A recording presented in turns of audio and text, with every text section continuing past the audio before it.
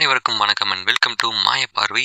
So பிராக் Lesnar வந்து எடுத்துக்கிட்டா almost retire ஆகி ஒரு வாரத்துக்கும் மேலே ஆயிடுச்சு. ஸோ இனிமேல் நம்ம வந்து நினச்சாலும் பிராக் லெஸ்னர் மறுபடியும் இன்ட்ரிங் கரியரில் நம்மளால் அவரோட மேட்சஸை பார்த்து என்ஜாய் பண்ண முடியாது. பிகாஸ் பிராக் லெஸ்னர் இதுக்கப்புறம் அஃபீஷியலாகவே ரிட்டையர் ஆகிட்டாரு. இதுக்கப்புறம் நோ மோர் யூட்டன்ஸ். திரும்ப வந்து ரெசல்மேனியாவில் ரிட்டையர் ஆகிட்டு திரும்பவும் கிளாஸ் நைட்டலிக்காக ஓபோஃபெமியோட மோதின மாதிரி தான் திரும்பி வருவாருன்னு யாரும் எதிர்பார்த்துறாதீங்க. நிறைய பேர் இன்னுமே வந்து குன்தர் கூட ஒரு மேட்ச் கண்டிப்பாக வைப்பாங்க. குன்தர் தான் ரிட்டையர் பண்ணி விட போறாரு. ஸோ அதனால பிராக் லெஸ்னரை கண்டிப்பாக திரும்ப கூட்டிகிட்டு வந்துருவாங்க அப்படின்ற மாதிரி நிறைய பேர் ரொம்ப எதிர்பார்க்குறீங்க. பட் கிடையாதுங்க. நம்ம ட்ரிபிள் ஹெச்சாக இருக்கட்டும், பிராக் லெஸ்னர் இருக்கட்டும், ரொம்பவே தெளிவாக சொல்லிட்டாங்க. பிராக் லெஸ்னர் ஓபோஃபெமி கூட சம்மர் ஸ்லாமில் விளையாடுன்னு தான் அவருடைய கரியர்லேயே கடைசி இன்ட்ரிங் மேட்ச். ஸோ டார்ச் பாசிங் மூமெண்ட்டாக நான் வந்து பாசிட்டு இவர் தான் ஃபியூச்சர்னு சொல்லிட்டு ஓபோஃபெமியை பார்த்து நீ தான்ப்பா ஃபியூச்சர் அப்படின்ற மாதிரி சொல்லிட்டும் போயிட்டாரு இல்லைங்களா? ஸோ அதனால இதுக்கப்புறம் வந்துட்டு நம்ம பிராக் லெஸ்னர் இன்ட்ரிங் மேட்ச்சில் நம்ம கண்டிப்பாக எதிர்பார்க்கவே முடியாது. 2026 உடைய நம்ம பிராக் லெஸ்னர் இப்போதைக்கு அஃபீஷியலாக ரிட்டையர்மெண்ட் ஆகிட்டாரு. ஸோ போஸ்ட் ரிட்டையர்மெண்ட்டில் ஒரு 2 மேட்ச் ஓபோஃபெமி கூட அவரை வளர்த்துறதுக்காக விளையாடிட்டு இப்போதைக்கு அஃபிஷியல் ரிட்டையர்மெண்ட்டும் ஆகிட்டாருங்க. இதுக்கப்புறம் திரும்பி பிராக் லெஸ்னர் வரப்போகிறது கிடையாது. ஸோ குன்தரோட அந்த கரியர் கில்லிங் லிஸ்ட்டில் இப்போதைக்கு நம்ம பிராக் லெஸ்னரோட பேர் இருக்க போகிறதும் கிடையாது. ஸோ அதனால் ரொம்பவே எதிர்பார்ப்புகள் வச்சுக்க வேணாம். பிராக் லெஸ்னர் கண்டிப்பாக திரும்ப வரப்போகிறதில்ல. ஆஃபீஸில் ரிட்டையர்மெண்ட் ஆகிட்டாரு. ஸோ தேங்க்யூ பிராக்னு சொல்லிட்டு ஒரு சில மெர்ச்சன்டைஸ்லாம் இப்போதைக்கு வந்து பிராக் லெஸ்னருக்காகவே ஸ்பெஷலாக வந்து சேல் ஆகிட்டு இருக்கு. ஸோ வாங்கணும்னு நினைக்கிறவங்க போய் WWE ஸ்டோர்லேயே போய் வாங்கிக்கோங்க. ஸோ இப்போ வந்து நம்ம இந்த வீடியோவில் என்ன பார்க்க போகிறோம் அப்படின்னா, top 10 best Brock Lesnar match தான் வந்து பார்த்தீங்கன்னா ஆக்சுவலி பார்க்க போகிறீங்க. ஸோ பிராக் லெஸ்னரோட WWE கரியர் எடுத்துக்கிட்டிங்க அப்படின்னா 2002 ஆல்மோஸ்ட் 2004 வரைக்கும் ஒரு கரியர் ஆகும். அதுக்கப்புறம் கம்ப்ளீட்டாக யூஎஃப்சிக்கு வந்து பார்த்தீங்கன்னா போயிட்டாரு. அதுக்கப்புறம் 2012 ரிட்டர்ன் ஆன நம்ம பிராக் லெஸ்னர் 12 26 வரைக்குமே எடுத்துக்கிட்டா WWE தான் கிடக்கிறாரு. ஸோ ஆல்மோஸ்ட் எடுத்துக்கிட்டிங்க அப்படின்னா 2002 இருந்து 2026 வரைக்கும் ஒரு 24 வருஷ கரியர் ஆஃப் பிராக் லெஸ்னர்னா வந்து கண்டிப்பாக ஒரு மேசிவான ஒரு இயர் தாங்க. 24 இயர் லாங் கரியர் இது.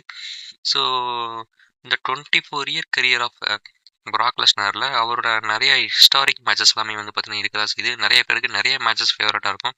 ஸோ அதில் என்னுடைய பர்சனல் ஃபேவரட்டான ஒரு 10 மேட்சஸ் தான் வந்து நான் வந்து இந்த வீடியோவில் லிஸ்ட் பண்ண போகிறேன். உங்கள் லிஸ்ட்டு வந்து தனியாக இருக்கும். என் லிஸ்ட்டு உங்கள் லிஸ்ட்டு ஒத்து போகாமல் கூட போகலாம்.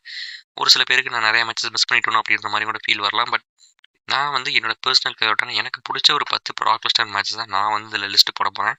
உங்கள் லிஸ்ட்டை மறக்காமல் நீங்கள் என்ன பண்ணிடுங்க அப்படின்னா கமெண்ட் பாக்ஸில் கமெண்ட் பண்ணிடுங்க. ஸோ நம்ம வந்து என்னோட லிஸ்ட்டை வந்து நான் சொல்லிடுறேன். ஸோ இந்த 10 மேட்சஸ் ஆஃப் பிராக் லெஸ்னர் அந்த லிஸ்ட்டில் என்னுடைய 10வது இடத்துல வந்து நான் வைக்கிறது என்ன மேட்ச் அப்படின்னு சொல்லி பார்த்தீங்க அப்படின்னா, பிராக் லெஸ்னர் வெர்சஸ் ஓமாஸ். ரெசல்மேனியா 39 வந்து பார்த்தீங்கன்னா இந்த ஒரு மேட்ச் வந்து நடந்திருக்கும். ஸோ ஓமாஸை வந்து எடுத்துக்கிட்டிங்க அப்படின்னா செம்ம டாமினண்ட்டான ஒரு ஃபோர்ஸை வந்து அப்போதைக்கு காமிச்சிட்டு இருந்தாங்க. ஓமாஸ் வந்து பிரான் ஸ்ட்ரோமனையும் வந்து ஆக்சுவலி டிஃபீட்லாம் பண்ணியிருப்பாரு. And then Royal tremble defeat பண்ணியிருக்க மாட்டார். பிரான் ஸ்ட்ரோமனையும் தோற்று தான் போயிருப்பார். ப்ளஸ் பட் ஆனால் கூட ஒரு சில டாமினண்ட்டாக வந்து பார்த்தீங்கன்னா ஓமாஸை வந்து காமிச்சிட்டு இருந்தாங்க. மைக் ஒர்க்கில் கொஞ்சம் வீக்காக தான் இருப்பார். பட் ஏஜே ஸ்டைல்ஸ் கூட ஒரு டேக் டீம் வந்து பார்த்தீங்கன்னா டேக் டீம் சாம்பியனாகவுமே வந்து நம்ம ஓமாஸ் வந்து பார்த்தீங்கன்னா ஆக்சுவலி இருந்திருந்தாப்புல. ஸோ ஓமாஸை பற்றி எடுத்துக்கிட்டிங்க அப்படின்னா ரொம்ப டாமினன்ட் ஃபோர்ஸை காமிச்சிட்டு இருந்த சமயத்தில் பிராக் லெஸ்னர் கூட திடீர்னு ஒரு புக்கிங்கை போனாங்க. ஒருவேளை எப்படியோ வந்து பாபி லாஸ்லி கூட எப்படி திடீர்னு ராயல் ட்ரம்பிளில் நம்ம பாபி லாஸ்லி கூட நம்ம பிராக் லெஸ்னரை தோக்க வச்சாங்களோ அந்த மாதிரியான ஒரு மொமெண்ட்டை ரீக்ரியேட் பண்ணுற விதமாக ஓமாஸை கூட இந்த மேட்ச் தோக்க வச்சு ஒரு ட்ரையாலஜி மேட்சாக ஒரு வேளை இவங்களுக்கு கூட நடத்திடுவாங்களோ அப்படின்ற மாதிரியான ஏகப்பட்ட எதிர்பார்ப்புகள் இருந்தாலுமே இருக்க இந்த மேட்ச் வந்து ஒரு சிங்கிள் மேட்சாகவே முடிச்சிட்டாங்க. ட்ரையாலஜி மேட்செல்லாம் வச்சு ஜவ்வாக இழுக்காம இந்த மேட்ச்சுக்கு அவ்வளோ ஸ்டோரி பில்டப் ஏற்றுற அளவுக்குலாம் ஒன்றும் கிடையாதுன்னு சொல்லிட்டு இந்த ஒரு மேட்சை பொறுத்தளவுக்கு நம்ம பிராக் லெஸ்னர் வந்து ஓமாஸை வந்து டிஃபீட் பண்ணியிருப்பாருங்க.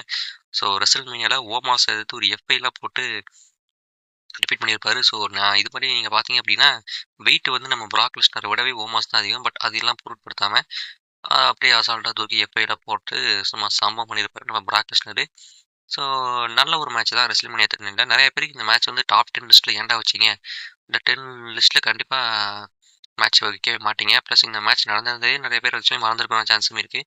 பட் என்னோட பர்சனல் ஃபேவரட் பிராக் லெஸ்னர் மேட்ச்சில் இந்த ஒரு மேட்ச்சை நான் எப்பவுமே வைப்பேன். ஏன்னா ஒரு நல்ல மேட்ச் இது பிராக் லெஸ்னரோட இதில். ஸோ அந்த மேட்ச் ஒரு பக்கம் இருக்கையில் 9வது இடத்துல நான் வைக்க போகிறது ரெசல் பலுசால போன வருஷம் நடந்த பிராக் வர்சஸ் ஜான் சீனா மேட்சுங்க. ஸோ ஜான் சீனாவை போட்டு துவச்சி எடுத்துருப்பாரு. 3 எஃப்ஐக்கு மேலே 5 எஃப்ஐ பக்கம் போட்டிருப்பாருன்னு நினைக்கிறேன். 5 எஃப்ஐ போட்டு துவச்சி எடுத்திருப்பாரு ரெசல் பலுசால நம்ம ஜான் சீனாவோட ஃபேர்வெல் டூரை ஸ்பாயில் பண்ணி விட்டுருப்பாரு. ஸோ அந்த ஒரு மேட்ச்சை வந்து எடுத்துக்கிட்டிங்கன்னா நான் 9வது இடத்துல வந்து பார்த்தீங்கன்னா வைக்கிறேன். ஸோ இதை பற்றி வேறு எதுவும் பேசவும் இல்லை. பிகாஸ் இந்த மேட்ச்சுக்கு முன்னாடி நிறைய ஹேட் வந்து பார்த்தீங்கன்னா ஆக்சுவலி இருக்குது. பிகாஸ் ஜான்சனோட ஃபேர்வெல் டூரில் அவரை வந்து சில பீஸ்ட் மறுபடியும் இது பண்ணிட்டாரு அப்படின்ற மாதிரி ஒரு சில நெகட்டிவ்ஸ்லாம் இருக்க தான் செய்யுது. பட் இருந்தாலும் அத பத்தி நம்ம ரொம்ப டீட்டெயிலா பேச தேவையில்ல. பிகாஸ் ஃபேர்வெல் டூரே முடிஞ்சு போச்சு. முடிஞ்சு அடுத்த வருஷமே அடுத்த வருஷம் டிசம்பரே ஆக்சுவலி நெருங்கிட்டு இருக்கு. ஸோ மறுபடியும் அத பத்தி பேசி நம்ம ஒண்ணும் பிரயோஜனமாக போறதில்ல. முடிஞ்சிருச்சு.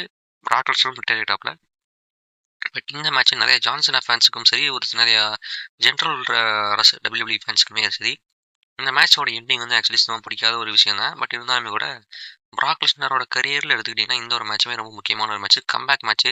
சம்மர் ஸ்லாம்ல ஆக்சுவலி 2023ல கோடி ரோட்ஸ் கூட வந்து கடைசியா மோதுனது. 2 வருஷம் கழிச்சு சம்மர் ஸ்லாம்ல ரிட்டர்ன் ஆயிட்டு, ஜான்சனா கூட ரசல் பெலுசால மேட்ச் விளையாடி போட்டு பொளந்தெடுத்திருப்பாரு. ஸோ நம்பர் 9ல வந்து இந்த பொசிஷன இந்த மேட்ச வந்து கண்டிப்பா வைக்கலாம். அண்ட் தென் நம்பர் 8ல இருக்கிறது அகெயின் ஜான் சீனா தான். இந்த மேட்ச் 2014 சம்மர் ஸ்லாம்ல ஆக்சுவலி நடந்த ஒரு மேட்ச் தாங்க. ஜான் சீனாவ வந்து போட்டு துவச்செடுக்கிறதே வேலையா வச்சிருக்காப்ல பராக்குன்னு தான் சொல்லணும். பிகாஸ் இந்த மேட்ச்ல 5 எஃப்ஏ போட்டு துவச்செடுத்திருந்தாரு அப்படின்னா, அந்த மேட்ச் இருக்கே 16 ஜெர்மன் சூப்ளெக்ஸ் போடுவாருங்க. ஸோ 1, 2 கிடையாது. சும்மா 16 ஜெர்மன் சூப்ளெக்ஸ் போட்டு ஜான் சீனாவோட சோலிய மொத்தமா முடிச்சு விட்டுருப்பாரு அப்படின்னு தான் கண்டிப்பா சொல்லணும்.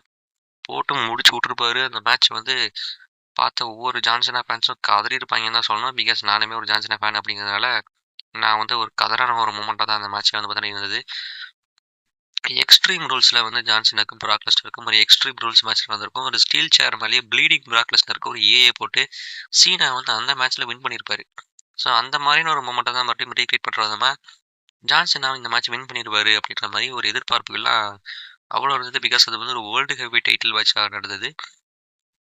So world heavy title match நடந்த சமயத்தில் ஸோ ஜான்சன் கிட்ட மறுபடியும் டைட்டில் கொடுக்க போகிறாங்க. ஸோ பிராக் லெஸ்னர் கிட்ட வந்து பிடுங்க தான் போகிறாங்க அப்படின்ற மாதிரி ஏகப்பட்ட எதிர்பார்ப்புகளோட அந்த மேட்சை வந்து பார்த்தீங்கன்னா ரொம்ப கியூரியஸாக வந்து நான் பார்த்துட்டு இருந்தேன் அந்த சமயத்தில். பார்த்தா திடீர்னு 1, 2, 3ன்லாம் இல்லாமல் கூட்டிகிட்டு போகிறோம்டா சூப்ளெக்ஸ் சிட்டிக்கு அப்படின்னு சொல்லிட்டு சூப்ளெக்ஸ் சிட்டியில் 16 ஜெர்மன் சூப்ளெக்ஸ் போடுவாருங்க. ஜான்சனா சூப்ளெக்ஸ் சிட்டிக்கு இதுக்கப்புறம் போயிடவே கூடாதுடா அப்படின்னு சொல்லிட்டு ரொம்பவே ஜான்சனாவே கத்திருப்பாருன்னு தான் நினைக்கிறேன். Because 16 German சூப்ளெக்ஸுங்க. 1, 2னா பரவாயில்ல. 16 ஜெர்மன் சூப்ளெக்ஸ் போட்டு மேட்சை கம்ப்ளீட்டாக நம்ம பிராக் லெஸ்னர் வந்து கான்குயர் பண்ணியிருப்பாரு அந்த மேட்சை பொறுத்தளவுக்கு. ஒன் ஆஃப் த டாமினன்ட் ஃபோர்ஸாக வந்து பிராக் லெஸ்னர் வந்து அந்த மாறினது அந்த மேட்ச்ல இருந்து தான் சொல்லணும். சம்மர் ஸ்லாமில் முடிச்சு விட்டாரு ஜான்சனாவை. ஸோ சம்மர் ஸ்லாம்லேயும் முடிச்சு விட்டாரு. ரெசில் பலுசாலையும் முடிச்சு விட்டாரு. 2025லையும் முடிச்சாரு. 2014லையும் முடிச்சாப்ல.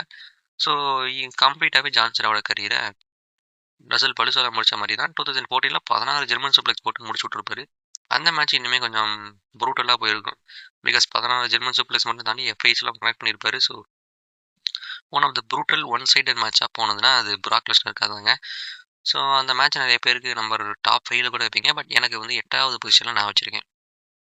நம்பர் 7ல இருக்கிறது பாபி லாஸ்லி கூட நடந்த ஒரு மேட்ச். ஸோ இந்த மேட்ச் வந்து எப்படின்னு நிறைய பேர் வந்து மறந்துருக்க உண்டான சான்சஸ் அதிகமாக இருக்குது. Because Prague Lesnar versus Bobby லாஸ்லி. நம்ம பாபி லாஸ்லியை பற்றி ஃபஸ்ட்டு சொல்லணும் அப்படின்னா, மனுஷன் 2006லேருந்து WWE இருந்தாப்புல. ஆனால் இப்போ வந்து அவர் ரிலீஸ் பண்ணியிருந்தனால AEW போயிட்டார். அது வேற கதை, அதை விட்டுருங்க.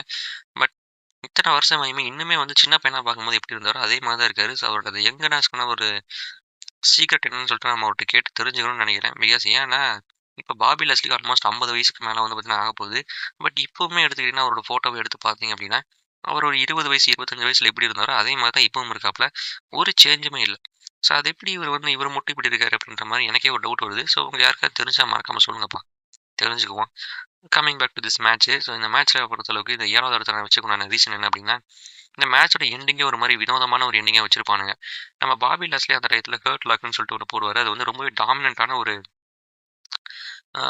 சப்மிஷன் மூவாக இருந்ததுங்க. ஸோ எப்படி ஒரு ஜான்சன் ஐயரால் ஒரு STF இருந்ததோ, அண்ட் தென் நம்ம சிஎம் பங்கு போகிறோம் அனகொண்டா வயசு பிராக் லெஸ்னரோட கிமோரா லாக் மாதிரி பிராக் லெஸ்னருக்கும் பாபி லாஸ்லிக்கும் வந்து ஒரு சப்மிஷன் மூவ் ரொம்பவே டாமினேட்டான ஹர்ட் லாக்கு. வரவன் போகிறவன் எல்லாத்துக்குமே அந்த லாக்டவுன் இயரால் பார்த்தோம் எல்லாருக்குமே ஞாபகம் இருக்குன்னு நினைக்கிறேன். லாக்டவுன் எல்லாம் வரவன் போகிற எல்லா ரெஸ்லருக்குமே எடுத்துக்கிட்டிங்க அப்படின்னா போட்டு ஹர்ட்லக்க போட்டு மாட்டி எறிவார் நம்ம பாபி லெஸ்லி. செசாரோக்கு போட்டதாக இருக்கட்டும், பிரான் ஸ்ட்ரோமனுக்கு போட்டதாக இருக்கட்டும், எல்லாருமே டாப் அவுட் பண்ணிட்டாங்க. ஆல்மோஸ்ட் எல்லாருமே டாப் அவுட் பண்ணி வச்சிருந்தாப்புல தான் நம்ம பாபி லெஸ்லி. இந்த ஒன் மோர் திங் என்ன அப்படின்னா, நம்ம Bobby Lashley back in Royal Rumble இந்த ஒரு ட்ரீம் மேட்சாக நடந்திருக்கும். அதுலேயுமே நம்ம பாபி லெஸ்லி வந்து பிராக் லெஸ்னர் டிஃபீட் பண்ணியிருப்பாரு. பட் அந்த மேட்ச்சில் என்னைங்க பொறுத்தளவுக்கு நம்ம ரோமன் ரெயின்ஸ் வந்து ஹெல்ப் பண்ணி தான் வந்து ஆக்சுவலி வின் பண்ணியிருப்பாரு பாபி லெஸ்லி. அந்த மேட்ச் விட்டுருங்க. பட் ஸ்டில் வந்து அவர் பிராக் லெஸ்னரையும் டிஃபீட் பண்ணி தான் வந்தார். அந்த டயத்தில் கோல்டு பெர்கியுமே அவர் வந்து பார்த்துக்கிட்டிங்க அப்படின்னா டிஃபீட் பண்ணியிருந்தாப்புல. அதெல்லாம் வந்து ஒரு தனி கதை. ஸோ அந்தளவுக்கு ஒரு டாமினன்ட் ஃபோர்ஸாக இருந்த அந்த பாபி லெஸ்லியோட ஹர்ட் லாக்க பிராக் லெஸ்னர் என்ன பண்ணியிருப்பார் அப்படின்னா, இந்த கார்னர் அந்த ரிங்கோட கார்னர் வரைக்கும் அப்படியே தூக்கிட்டு போயிட்டு, அங்க வந்து ஒரு கிக் விட்டு பாபி லாஸ்லி அப்படியே படுக்க போட்டு பின்ஃபால் பண்ணி அந்த ஹர்ட் லாக் மூலியமாவே வின் பண்ணியிருப்பாரு. ஸோ அந்த ஹர்ட் லாக்கே அவருக்கு ரொம்ப அட்வான்டேஜா யூஸ் பண்ணி பின்ஃபால் பண்ணி வின் பண்ற மாரி வினோதமான எண்டிங்கா இருந்தது. ஸோ அந்த மாரி எண்டிங் உள்ள மேட்சஸ்லாம் பெருசா பார்த்ததில்ல. ஸோ அதனால வந்து எடுத்துக்கிட்டீங்க அப்படின்னா, அந்த மேட்ச் வந்து நான் நம்பர் 7ல வைப்பேன். பிகாஸ் பிராக் லெஸ்னரோட மேட்சஸ் பார்க்கும்போது மட்டும் தான் ரெஸ்லிங் வந்து உண்மை அப்படின்ற ஒரு ஃபீலே வந்து இப்போதைக்கு வரும். ஸோ அந்த ஒரு மொமெண்ட்ட வந்து கிரியேட் பண்ணது இந்த ஒரு மேட்ச்சுமே சொல்லலாம். நல்லா இருந்தது. எண்டிங் வினோதமா பண்ணியிருந்தாங்க. ஹர்ட் லாக்க வந்து அப்படியே ஒரு அட்வான்டேஜ் யூஸ் பண்ணி அத பின்ஃபாலா மாத்தி வின் பண்ற மாரி காமிச்சது நல்லா இருந்தது. நம்பர் 6ல இருக்கிறது ஓபா ஃபெமி கூட கிளாஸ் இன் இட்டலில நடந்த மேட்ச். ஸோ இந்த மேட்ச் வந்து எனக்கு ஏன் வந்து நான் இத டாப் 10லயே வச்சிருக்கேன் அப்படின்னு பார்த்தீங்க அப்படின்னா, ஒரு டார்ச் பாசிங் மொமெண்ட்டா ரியலா நான் பார்க்குறது இதுதான். பிகாஸ் 16 ஜெர்மன் சூப்ளெக்ஸ் எப்படி நம்ம ஜான் சீனாக்கு வந்து போட்டாரோ, அட் த சேம் டைம் நம்ம அதே ஜான் சீனாக்கு எப்படி ரசல் பலுசால 5 எஃப்ஐ மேல கனெக்ட் பண்ணி அவர் வந்து தோற்கடிச்சாரோ, இந்த மேட்ச பொறுத்தவரைக்குமே நம்ம பிராக் லெஸ்னர் என்ன பண்ணியிருப்பார் அப்படின்னா, ஓபா ஃபெமிக்கு மொத்தம் 7 எஃப்ஐ போட்டு வந்து பார்த்தீங்கன்னா வின் பண்ணியிருப்பார். ஸோ மொத்தம் 7 எஃப்ஐ தேவைப்பட்டிருக்கு நம்ம பிராக் லெஸ்னருக்கு ஓபா ஃபெமியை டிஃபீட் பண்ணுறதுக்கு. ஸோ இது ஒரு டார்ச் பாசிங் மொமெண்ட் அப்படின்னு சொல்றது வந்து இங்கிருந்து தான் ஆரம்பிச்சது. ஒரு பிராக் லெஸ்னர் 7 எஃப்ஐ போடுவாரு பாருங்க. அதில் 6 எஃப்ஐக்கு வந்து எடுத்துக்கிட்டிங்கன்னா போட்ட உடனே இவர் எந்திரிச்சிட்டே தான் இருப்பார். ஒரு டேபிளெல்லாம் ஒரு எஃப்ஐ போடுவார்னு நினைக்கிறேன். அந்த எஃப்ஐலையுமே ஓபா ஃபெமி ஈஸியாக இருந்துருச்சு. ஐ மீன் 9 கவுண்டரிங் வரும். 10வது கவுண்டரிங்னா படக்குன்னு இருந்துச்சு உள்ளே வந்துடுவார். அதுக்கப்புறமா ஒரு 7வது ஒரு எஃப்ஐ போட்டு நம்ம பிராக் லெஸ்னர் மேட்ச் வந்து ஆக்சுவலி வின்னும் பண்ணிடுவாருங்க. ஸோ அந்த 7 எஃப்ஐ போட்டு வின் பண்ண அந்த ஒரு மொமெண்ட். ஸோ இது வந்து அந்த ஒரு காரணத்துக்காகவே எப்படி ஒரு ஜான்சனா மேட்ச் வந்து 16 ஜெர்மன் சூப்பர்லீக்னு சொல்லிட்டு நம்ம பேசணுமோ, அதே மாதிரி ஓபா ஃபெமி கூட விளையாண்டதுமே ஒரு ஹிஸ்டாரிக்கான ஒரு மேட்ச் தான். கிளாஸ் இன் 7 எஃப்ஐ போட்டு நம்ம பிராக் லெஸ்னர் ஓபா ஃபெமியை கான்குயர் பண்ண ஒரு மேட்ச் தான் அது. பட் அது வந்து ஜான்சனாவை கான்குயர் பண்ண மாதிரி அந்த லிஸ்ட்டில் வராது. ஒரு மாதிரி கஷ்டப்பட்டு வின் பண்ண லிஸ்ட்டில் தான் வரும். பட் இருந்தாலுமே என்னோட ஒரு பர்சனல் ஃபேவரட் மேட்ச் லிஸ்ட்டில் இந்த மேட்சுமே நான் வைப்பேன். 5வது இடத்துல இருக்கிறது என்ன மேட்ச்னு சொல்லி பார்த்தீங்க அப்படின்னா, Brock Lesnar versus Cody Rhodes Night of சாம்பியன்ஸ்ல நடந்த ஒரு மேட்ச். ஆஃப்டர் இந்த மேட்ச் நான் வந்து டாப் 10ல வச்சதுக்கான மெயின் ரீசன், டாப் 5ல வச்சதுக்கான ஒரு முக்கியமான ஒரே ரீசன், நம்ம பிராக் லெஸ்னர் போட்ட அந்த கீமோரா லாக்குங்க. ரொம்ப வருஷம் கழிச்சு நம்ம பிராக் லெஸ்னர் மறுபடியும் கீமோரா லாக் வந்து ஆக்சுவலி யூஸ் பண்ணியிருப்பாரு. இந்த ஒரு மேட்ச்ல தான் நைட் ஆஃப் சாம்பியன்ஸ்ல against Cody Rhodes. So Cody Rhodes வந்து எடுத்துக்கிட்டிங்கன்னா ஒரு ட்ரையலேஜ் மேட்சாக நடந்திருக்கும். பேக்லாஸில் ஒரு மேட்ச் அதில் கோடி ரோட்ஸ் வின் பண்ணியிருப்பாரு. சம்மர்ஸ்லாம் நடந்த மேட்ச்சில் நம்ம கோடி ரோட்ஸ் வின் பண்ணியிருப்பாரு. அதுக்கு நடந்ததுக்கும் நடுவில் நடந்தது அந்த நைட் ஆஃப் சாம்பியன்ஸ். இதில் தான் நம்ம பிராக் லெஸ்னர் ஆக்சுவலி வின் பண்ணியிருப்பாருங்க. இந்த மேட்சை பொறுத்தளவுக்கு ஏற்கனவே சொன்ன மாதிரி எண்டிங்கில் நம்ம கீமோரா லாக்கை போட்டு தான் பிராக் லெஸ்னர் வின் பண்ணியிருப்பாரு. இந்த மேட்சும் செம பார்க்க செம இன்ட்ரெஸ்டிங்காக கொண்டு போயிருப்பாங்க. நல்லா இருந்தது இந்த மேட்சை பொறுத்தளவுக்கு. ஸோ என்னை பொறுத்தளவுக்கு இது வந்து நம்ம பிராக் லெஸ்னரோட கரியரில் ஒரு முக்கியமான மேட்ச்னு சொல்லுவேன். பிகாஸ் கீமோரா லாக்கை கெயின் போட்டு நம்ம பீஸ்ட் இஸ் ஸ்டில் தேர் அப்படின்ற மாதிரி காமிச்ச ஒரு மேட்ச்சில் இது ஒன்று. எனக்கு ரொம்ப பிடிச்ச மேட்ச்சில் பிராக் லெஸ்னரில் இதை நான் கண்டிப்பாக வைப்பேன். 4வதா இருக்கிறது நம்ம கோல்டுபர்க் கூட நடந்த மேட்ச்சுங்க. ஸோ யாருனாலையுமே கண்டிப்பாக மறக்கவே முடியாத மேட்ச் நினைக்கிறேன். பிகாஸ் நம்ம பிராக் லெஸ்னர் ரொம்பவே ஓவர் டாமினண்ட்டாக இருப்பார். அண்டர்டேக்கரே ரெஸ்ல்மேனியா டிஃபீட் பண்ணதா இருக்கட்டும்ன்ற மாதிரி சொல்லிட்டு ரொம்பவே ஓவர் டாமினண்ட்டாக சொன்ன மாதிரி ஜான்சனாவே வந்து கான்கர் பண்ணது, இந்த மாதிரி பல சம்பவங்களை செஞ்சுட்டு இருந்தா நம்ம பிராக் லெஸ்னரை எவன்டா அடக்க போறான், அவனை வந்து தோக்கடிக்கவே முடியாதான்ற மாதிரி ஒரு சுச்சுவேஷன் தான் இருந்தது. பிகாஸ் அந்த டயத்தில் எடுத்துக்கிட்டிங்க அப்படின்னா நம்ம பிராக் லெஸ்னர் வந்து ஒரு ஈவெண்ட்டில் ஐ மீன் ஈவெண்ட் பிஎல்இஸில் எடுத்துக்கிட்டிங்க அப்படின்னா அவரை 2 முறை தோக்கடிச்ச ஒரே ரெஸ்லர் ஜான் சீனா தான் அப்படின்ற ஒரு ஒரு ரெக்கார்டை வந்து அந்த ஜான் சீனாவை தவிர்த்து வேறு யாருமே அந்த டயத்தில் பிராக் லெஸ்னரை 2 ஈவெண்ட்டில் வந்து தோக்கடிச்சதே கிடையாது. ஒரே ஒரு ஈவெண்ட்லையுமே தோக்கடிச்ச லிஸ்ட்டுமே ரொம்பவே கம்மி. எவ்வளோனா ரொம்ப ரொம்ப ரொம்ப ரொம்ப கம்மி. ஸோ அந்த மாதிரி ரொம்ப கம்மி லிஸ்ட்டாக இருந்தது. நம்ம பிராக் லெஸ்னர் ஒரு அன்டிஃபீட்டட் ஒரு மான்ஸ்டரா வந்து பார்த்தீங்கன்னா இருந்தாப்ல. யாருனாலுமே தோற்கடிக்கவே முடியாத ஒரு அன்டிஃபீட்டட் மான்ஸ்டரா எல்லாத்தையுமே போட்டு நொறுக்கிட்டு இருந்தாரு அந்த டயத்தில் பிராக் லெஸ்னர். இந்த பிராக் லெஸ்னர் எவன்டா அடக்க போறான். சொன்ன மாதிரி நம்ம ஜான்சனா எக்ஸ்ட்ரீம் ரூல்ஸில் ஒரு மேட்சும் இன்னொரு ஒரு மேட்சை வந்து எடுத்துக்கிட்டிங்க அப்படின்னா டிஸ்குவாலிஃபிகேஷன் மேலே தான் நம்ம ஜான்சன் அந்த மேட்ச் வின்னும் பண்ணியிருப்பாரு நம்ம பிராக் லெஸ்னரை. ஸோ அது எப்படின்னா செத்ரோலஸ் வந்து மனித பேங்க் பிரீஃப் கேஸ் தூக்கிட்டு வந்து நம்ம பிராக் லெஸ்னரை பட்டியல் நெத்திலே அடிச்சு அந்த மேட்சை டிஸ்குவாலிஃபிகேஷன் முடிஞ்சிருக்கும். நம்ம ஜான்சனை வந்து ஆக்சுவலி வின் பண்ணியிருப்பாரு அந்த மேட்ச் பொறுத்தளவுக்கு.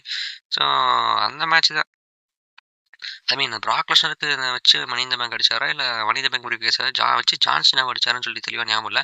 பட் அந்த மேட்சை பொறுத்து செத்ரோலஸ் இன்டர்ப்ட் பண்ணதுனால அது டிஸ்குவாலிஃபிகேஷன் முடிஞ்சிடும். அப்போ வந்து அவர்கிட்ட மனித பேங்க்லாம் இருக்கும் இன்னும் ஞாபகம் இருக்குது.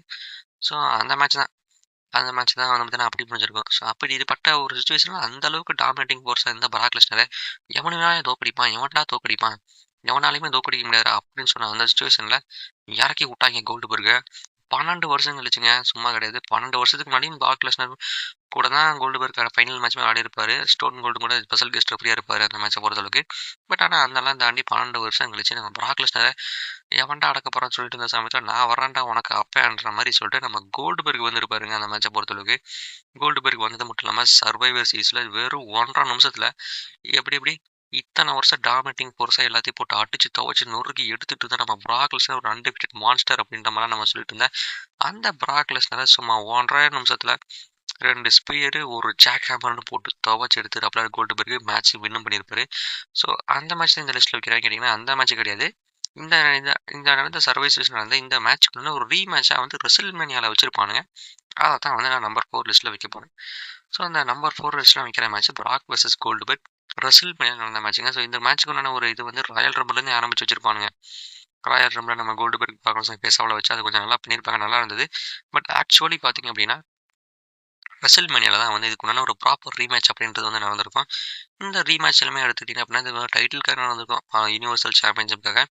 இங்கே தான் நம்ம பிராக் லெஸ்னரோட அந்த 503 மெமரபிள் ஹிஸ்டாரிக் டைட்டில் ரெயின் வந்து ஆரம்பிச்சது இங்கே தான்.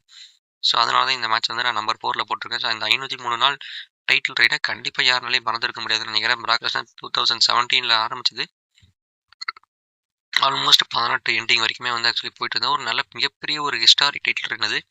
ஸோ அந்த பிராக் லெஸ்னரோட டைட்டில் ரெயின் எங்கே ஆரம்பிச்சது, சிஎம் பார்க்கணும் அந்த 434 டைட்டில் ரெயினை முடிச்சு 503 டைட்டில் ரெயின் சொல்லிட்டு இவர் எழுதி வச்சது இந்த மேட்ச்சுக்கு அப்புறம் தான் கோல்டுபர்க்கை டிஃபீட் பண்ணதுக்கு அப்புறம் தான். நம்ம கோல்டுபர்க் இந்த மேட்சை பொறுத்தளவுக்கு அதே மாதிரி ஸ்பியர் ஜாக்கம்லாம் கனெக்ட் பண்ணுவார். பட் அந்த மேட்ச்சில் வந்து அவர் மாட்டி பின்ஃபால் பண்ணி தோற்று போயிட்டார் பிராக்கு. இதில் கிக் அவுட் பண்ணிடுவார். கிக் அவுட் பண்ணதுக்கப்புறம் எஃப்ஐலாம் போட்டு ஜெயிச்சிருப்பார்.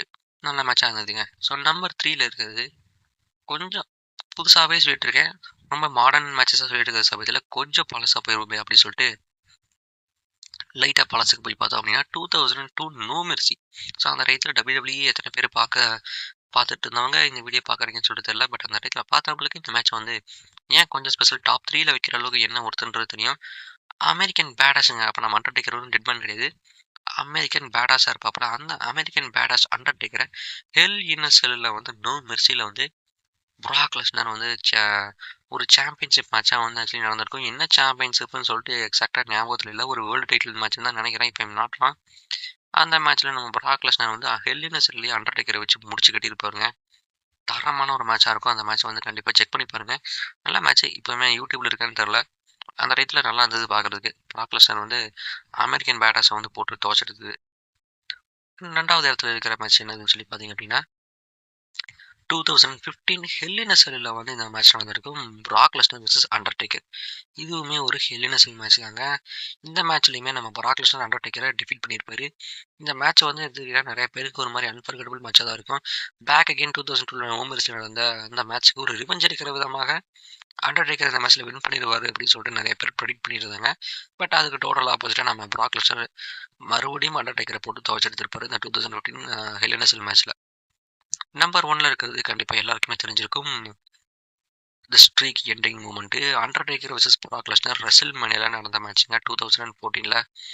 ரெசில்மேனியா 30-21 அண்ட் அப்படின்னு சொல்லி இருந்த நம்ம அண்டர்டேக்கரோட அன்டிஃபீட்டட் ரெசில்மேனியா ஸ்ட்ரீக்கை பிராக் லெஸ்னரை வச்சு முடிச்சு விட்ட கதை. அது வந்து மோஸ்ட் ஷாக்கிங்கான மூமெண்ட் தான். இப்போ நினச்சா கூட எப்படா பண்ணீங்க அப்படின்ற மாதிரியான மூமெண்ட் தான் இருக்கும். நிறைய பேருக்கு அந்த வரைக்கும் சரி இப்போ வரைக்கும் சரி நம்ம அண்டர்டேக்கர் அன்டிஃபீட்டாகவே விட்டுருக்கணும், பிராக் லெஸ்னர் கூட தோக்கடிச்சிருக்கவே கூடாது அப்படின்ற மாதிரி தோணும். இன்னும் எரிச்சல் ஏற்றுற விதமாக மறுபடியும் பேக் இன் 2017 ரெசில்மேனியாவில் ரோமன் ரெயின்ஸ் வந்து அண்டர்டேக்கரோட ரெசில்மேனியாவில் டிஃபீட் பண்ண மாதிரி காமிச்சானுங்க. அது இன்னும் எரிச்சல் ஆச்சு, அது வேற கதை, அதை விட்டுருங்க. பட் சொன்ன மாதிரி நம்ம Brock Lesnar versus Undertaker WrestleMania 30 நடந்தது. One of the historic matches plus Brock லெஸ்னரோட கரியர்லேயே ஒன் ஆஃப் த முக்கியமான ஒரு மேட்ச்சு. நம்பர் 1 லிஸ்ட்டில் இந்த மேட்ச் தான் நான் வைப்பேன். பிராக் லெஸ்னர் டிஃபீட் அண்டர்டேக்கர் இந்த ரெசில்மேனியா ஸ்ட்ரீக் எண்டிங் மூமெண்ட்டாக இருந்ததுங்க. ரொம்ப எமோஷனலான ஒரு மூமெண்ட்டு. எல்லா க்ரௌடுமே அப்படியே சாந்தமாக அமைதியாக அப்படியே போயிட்டாங்க. ஸோ அமைதியெல்லாம் மட்டும் மற்ற வேர்ல்டே அமைதியாக்குனா அது ஒரு மூமெண்ட்டு தான் பிராக் லெஸ்னரை பொறுத்தளவுக்கு. Streak ending moment. பால் கேமனே சாக்கு, அண்டர்டேக்கர் வந்து தோக்கடிச்சிட்டாரா அப்படின்ற மாதிரி நல்ல ஒரு மேட்ச்சுங்க. ஒரு ஹிஸ்டாரிக்கான ஒரு மேட்ச்சுன்னு கண்டிப்பாக நம்ம அந்த மேட்ச்சை சொல்லி ஆகணும். நல்லா இருந்த ஒரு மேட்ச் தான். ஸோ இதான் வந்து என்னுடைய பர்சனல் ஃபேவரட்டான top 10 best Brock Lesnar matches ever அப்படின்ற மாதிரி என்ன கேட்டிங்கன்னா இந்த ஒரு 10 மேட்சை நான் கண்டிப்பாக வைப்பேன். உங்கள் லிஸ்ட்டு என்ன, நான் என்னென்ன மேட்ச்லாம் மிஸ் பண்ணிட்டேன் அப்படின்ற மாதிரி உங்களுக்கு தோணுது அப்படின்றது எல்லாத்தையுமே மறக்காமல் கமெண்ட் பண்ணிவிட்டு இந்த வீடியோ பிடிச்சிருந்தால் லைக் பண்ணிவிட்டு நம்ம சேனலை மறக்காமல் சப்ஸ்கிரைப் பண்ணிவிட்டு பாருங்கள்.